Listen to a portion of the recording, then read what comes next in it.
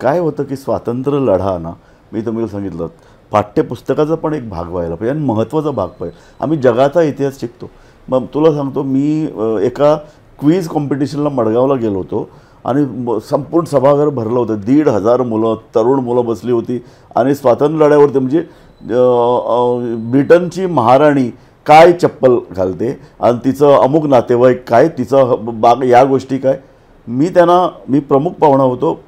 त्यांना प्राइजेस देताना मी 3 प्रश्न गोव्याच्या साहित्य आणि गोव्याच्या स्वातंत्र्य लढ्यावर विचारले. कोणाला उत्तर देता आलं नाही.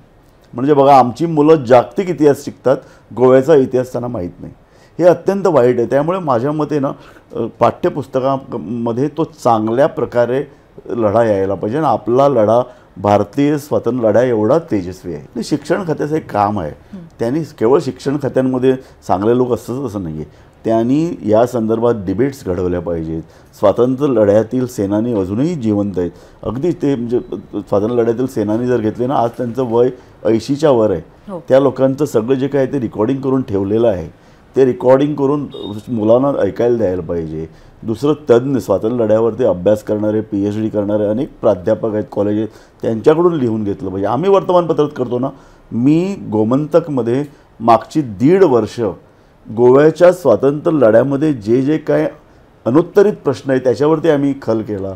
अनेक असे स्वातंत्र्य सैनिक आहेत जे लोकांना माहीत नव्हतं त्यांचं कार्य, त्याचा परिचय देण्याचं आम्ही काम करत. तर एवढं जर सामग्री जर आम्ही मागच्या 1.5-2 वर्षामध्ये गोमंतकमध्ये वर्तमानपत्रात जर उपलब्ध केलेली असेल, ती चांगली प्रकारे पाठ्यपुस्तकात येणं शक्य आहे. हे सगळे लेखक आहेत, अभ्यास करत आहेत.